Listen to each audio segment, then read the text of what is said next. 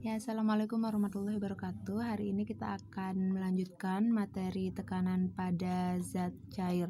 Kalau pada pertemuan sebelumnya, Ustazah sudah jelaskan bahwa tekanan itu dibagi menjadi 3. Ada tekanan pada zat padat, kemudian tekanan pada zat cair, dan tekanan pada zat gas. Nah, tekanan pada zat padat kita sudah menemukan rumusnya P sama dengan F per A, di mana semakin besar gaya maka tekanannya juga akan besar. Tapi kalau semakin besar luas permukaan maka tekanannya akan semakin kecil.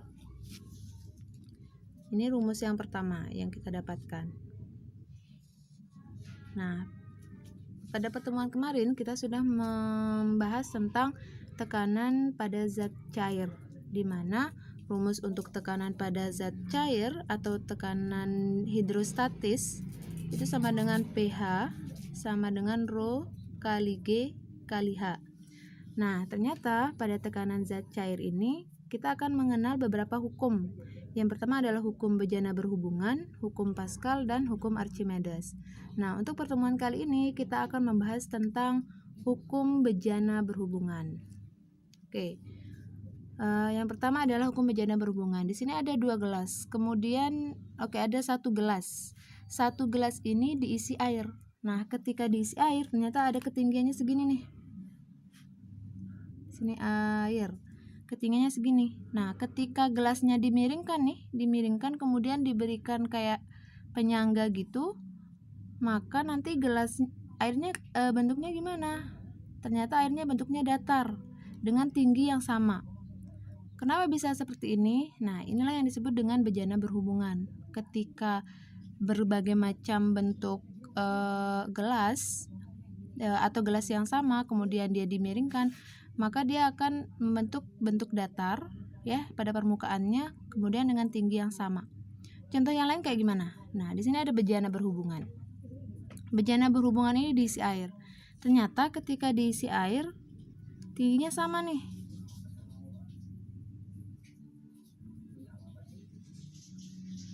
Nah, ternyata tingginya sama. Tapi di sisi lain ternyata ada yang lubang bejana yang diisi dengan minyak. Nah, ternyata pada ketika diisi minyak tingginya nggak sama. Lah, kenapa kok tingginya nggak sama ketika diisi air sama diisi minyak? Oh, ternyata yang membedakan adalah Rho-nya. Rho itu kemarin apa? Ya, benar. Rho itu kemarin massa jenis. Nah, jadi massa jenis minyak beda dengan massa jenis air sehingga membuat ketinggiannya berbeda. Tapi gimana keadaan permukaannya? Ternyata sama-sama datar, hanya saja yang membedakan adalah ketinggian. Nah, ini yang nanti kita akan analisis nih, perbedaan ketinggian dari kedua zat cair yang berbeda jenisnya. Nah, dari sini kita sudah mendapatkan hukum dari bejana berhubungan. Yang mana hukum dari bejana berhubungan ini yang pertama adalah pada bejana diisi 2 atau lebih zat cair. Misalnya ada minyak dengan air, atau oli dengan air, atau minyak dengan oli. Kemudian yang kedua adalah tekanan udara pada bejana itu tidak sama. Misalnya karena ditiup pada saat pengisian. Kemudian yang ketiga, hukum dari bejana berhubungan adalah pada bejana terdapat pipa kapiler. Apa itu pipa kapiler? Nah, coba kalian cari di Google apa itu pipa kapiler. Kemudian di sini ada penerapan prinsip bejana berhubungan. Contohnya adalah pada cerek. Nah, pada cerek seperti apa? Jadi pada cerek itu dibuat mulut cereknya itu lebih tinggi daripada permukaan fullnya. Misalnya kalau dia diisi full nih cereknya, diisi segini nih. Nah, jadi dia nanti karena ada hukum dari bejana berhubungan, maka pastinya airnya akan masuk ke sini juga. Jadi pada mulut cereknya dia akan sampai sini aja. Berbeda kalau misalnya pada mulut cereknya lebih rendah nih daripada badannya. Kalau misalnya mulut cereknya ada di sini, maka gimana keadaan air? Pastinya akan tumpah ketika dia diisi full. Tuh. Kemudian selain pada cerek, pada apa? Pada PDAM atau pump. Itu juga menggunakan prinsip dari bejana berhubungan. Nah, sekarang kita akan menganalisis perbedaan ketinggian air pada pipa U. Pipa U ini juga termasuk ke dalam bejana berhubungan. Oke, di sini pada pipa U diisi air dengan oli. Nah, jadi pada air dengan oli ini punya ketinggian yang berbeda nih. Nah, kalau misalnya oli itu lebih tinggi ya, tapi memang lebih sedikit ya, lebih sedikit daripada air, tapi ternyata kita lihat ketinggian dari oli lebih tinggi nih daripada air. Karena yang mempengaruhi adalah massa jenisnya tadi. Kalau kita bilang pada oli itu adalah H1. Nah, di sini ada H1 nih. Nah, kemudian kan batas oli dengan air sampai sini nih. Nah, kalau kita tarik garis putus-putus ke lubang pipa U yang sebelahnya lagi, maka di sini nih batasnya. Jadi H2-nya adalah dari sini ke sini. Ini H2.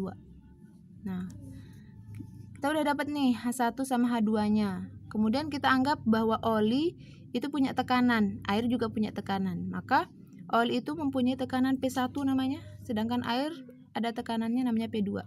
Ternyata tekanan air sama oli sama nih. Berarti kita bisa mengasumsikan bahwa P1 itu sama dengan P2.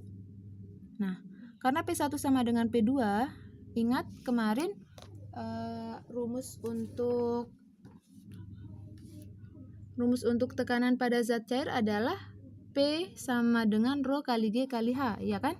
Berarti kita masukin nih, P1-nya adalah Rho 1 kali G kali H1 sama dengan P2-nya Rho 2 kali G kali H2. Nah, kalau udah kayak gini, gravitasinya gimana? Gravitasi di kedua tempat tentu saja, di kedua zat cair tentu saja sama. Kalau misalnya gravitasi air adalah 10, maka gravitasi oli juga 10. Nggak mungkin kalau gravitasi air adalah 10, karena air ada di bumi. Terus misalnya gravitasi oli adalah gravitasi bulan. Nah, nggak mungkin kan? Jadi di sini kan karena gravitasinya sama, kita bisa coret nih gravitasinya.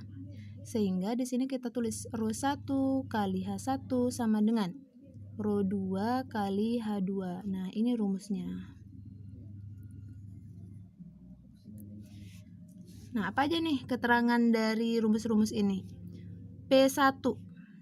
P1 adalah tekanan di titik 1 oleh oli. Kemudian P2 adalah tekanan di titik 2 ya, oleh air. Kemudian Rho 1-nya adalah massa jenis zat cair pertama, yaitu oli. Kemudian Rho 2 adalah massa jenis zat cair kedua, yaitu air. H1 itu adalah ketinggian oli, sedangkan H2 itu ketinggian air, tapi dihitung dari dasar olinya, ya. Jadi dihitung dari dasar olinya. Nah, sekarang kita ke contoh soal supaya kalian lebih paham. Sebuah bejana berhubungan diisi air dan oli. Jika tinggi permukaan air dari bidang batas 4 cm, massa jenis air 1 gram per cm pangkat 3 dan massa jenis oli 0,8 gram per cm pangkat 3, hitunglah selisih tinggi permukaan air dan oli. Oke, sekarang kita lihat nih, kita analisis dulu apa aja yang diketahui dan apa aja yang ditanyakan. Di sini yang diketahui adalah tinggi permukaan air dari bidang batas 4 cm. Karena di sini bilang tinggi permukaan air dari bidang batas, maka di sini kita tulis H1 aja ya. Kalian bebas nentuin H1 yang mana, H2 yang mana. Yang penting kalian bisa tahu tuh gimana cara menentukannya ya. Jadi kalau di sini kalau memang air yang menjadi H1 nggak apa-apa, berarti oli yang menjadi H2-nya. Kemudian massa jenis air adalah 1 gram.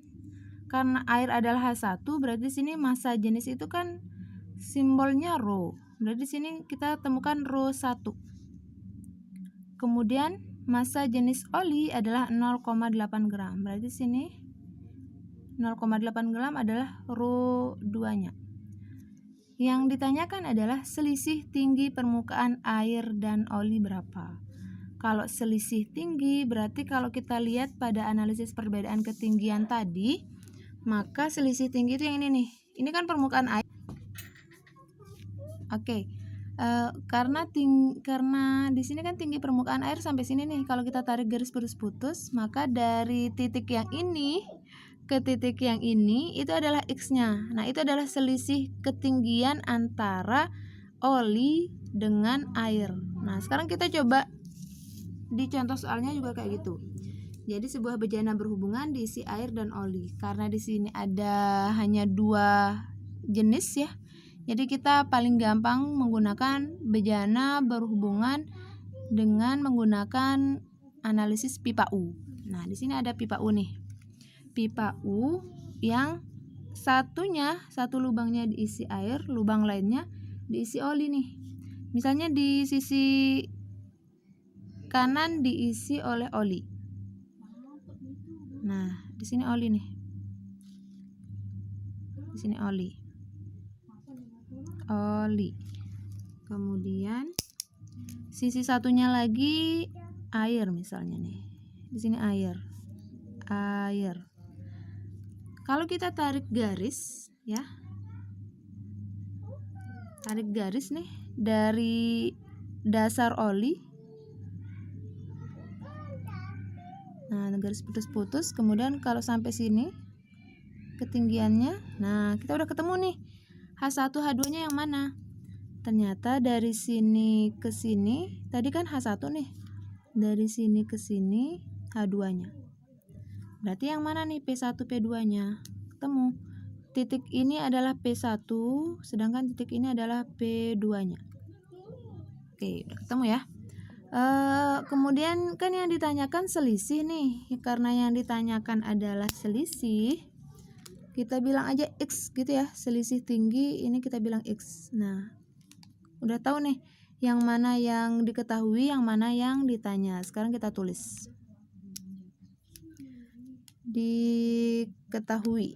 Diketahui adalah H1-nya 4 cm ketinggian airnya. Kemudian massa jenis air berarti Rho 1-nya adalah 1 gram per cm kubik.